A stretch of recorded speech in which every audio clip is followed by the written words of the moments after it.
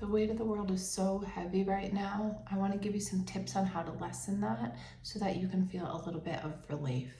I'm Dr. Dowdle Cina. I'm a Stanford-educated clinical psychologist and trauma expert. I have helped thousands of people heal from trauma over the last 15 years. Thank you for being here. The first thing I want to talk about is boundaries. We are not meant to consume this amount of pain, trauma, violence, fear. Even the positive things we might be seeing on social media, the comparison, we are taking in so many different people's experiences at once, both negative and what we might consider positive, which we can also interpret it negatively if we're comparing ourselves negatively to that. But it's just so much information. If you let all of this information just come at you like a tidal wave, it's going to be really hard to manage your own mental health and your own experience because it is really overwhelming. So we need to create some healthy boundaries around this.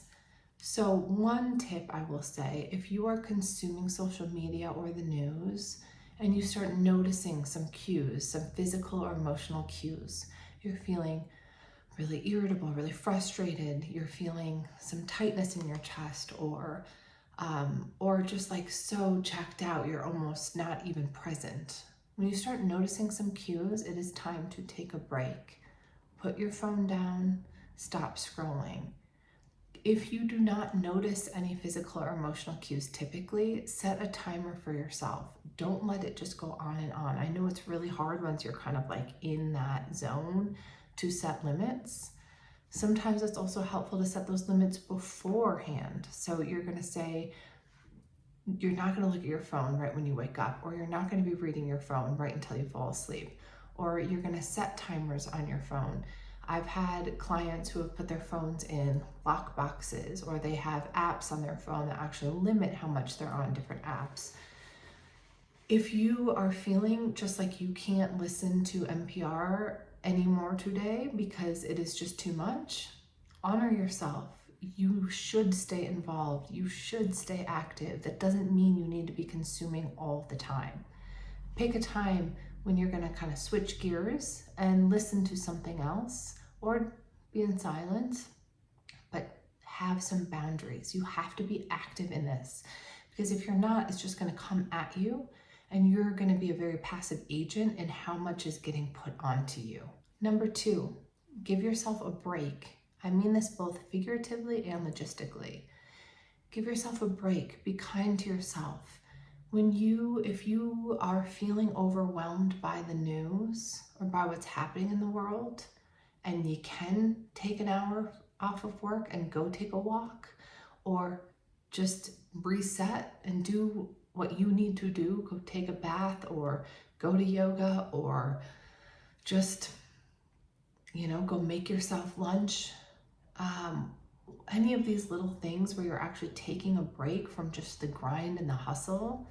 For me, the last couple of days have been completely overwhelming with the school shooting happening in my community, and I needed a break. I needed to take time off. I went and took a walk with my dog in the park in the middle of the day when I was supposed to be doing other productive things, and that's what I needed. And then I called my brother and I talked to him for a while, and I needed to just process the feelings that were coming up in real time.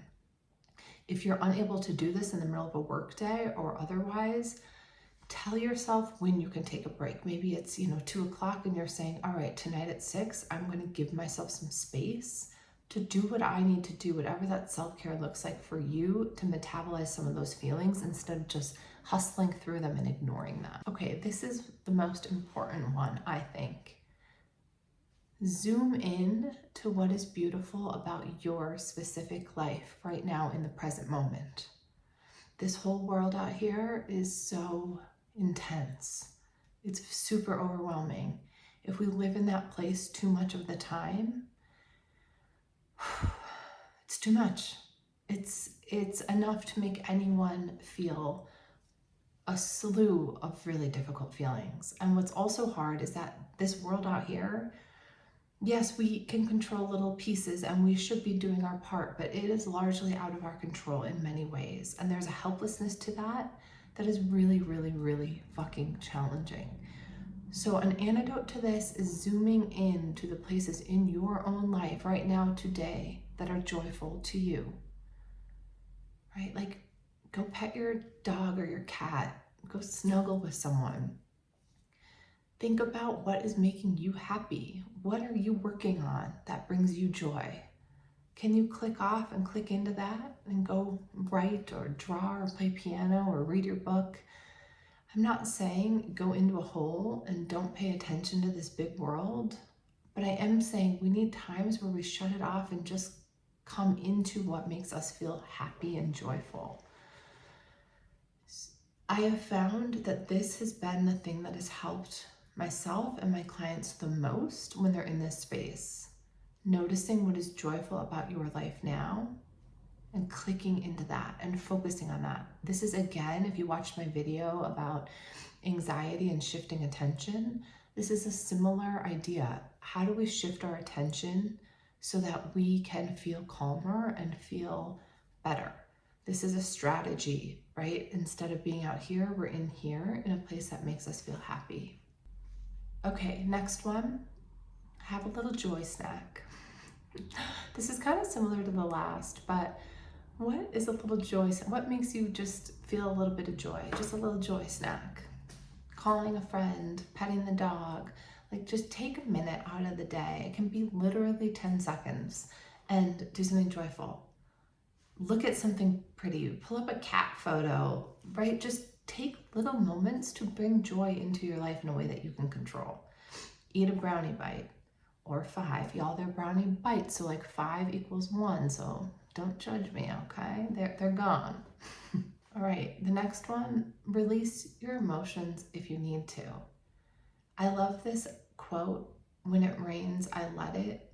It's so simple, but it's also profound. When we don't allow ourselves to feel things in real time, and we push it down and push it down and push it down, it just festers within us and we don't process things. And then it's like we have this backlog of stuff we need to process. Yeah, if you're at work and you can't just like let it out, I get it, but that doesn't mean you should be holding it in for months and years. It means give yourself space at the end of the day then to release that. I needed to cry a lot these last couple of days. I was feeling super, super emotional about the state of the world and school shootings and my children going to school and being of that age, and it is so impossibly difficult, and I needed to cry about it. I needed to let it out, and I needed to cry to my husband, and I needed to cry to my brother, and I needed to just feel those feelings in real time. Doesn't mean I'm going to live there every day for the rest of my life, but it's important to honor your experience as you're experiencing it. If you need to like let out some anger and go scream, or go to an intense workout class and let out some of that emotion, do that. Find ways to let it out and to let it come through you so it doesn't just live here.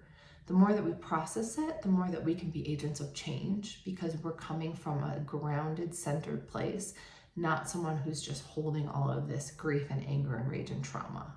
Okay, the last thing, be your own cheerleader. Healing is one of the most important things you can do for yourself and for the world.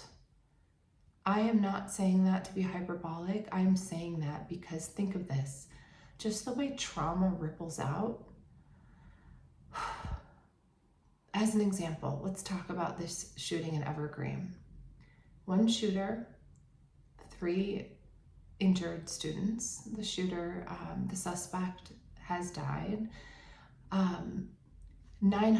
About 900 kids in that high school. Okay, so one person carried out this event that impacted a couple people who were injured, 900 students who were impacted. Think of all of their parents, all of the families, all of the friends.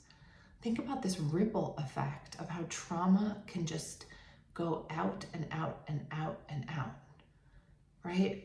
It's not just outward, it's also down through generations, right? The kids who lived through Columbine 26 years ago, a lot of them are likely parents at this point. experiencing their kids going to school and feeling the feelings that are associated with what they went through, and now worries about their kids potentially going through those same things. This is collective trauma, and it stacks upon itself. On the flip side of that, healing is the same. When you heal yourself, you bring that energy to other people around you, and you are able to heal the world and the people around you. You are not hurting people, but you are bringing a force of healed, positive energy that impacts the people around you, impacts the generation below you, and that ripples out. So healing is one of the most important acts you can do for yourself. And it's the most important act you can actually do for the people you love, for your kids, for everyone around you. So I just want to say, as you're experiencing this and you're processing it and you're doing the things to get through it, be your own cheerleader. Tell yourself, okay, you got this. You're doing the work and you're showing up, and that is fucking powerful. Okay, thank you for being here. I hope this is helpful.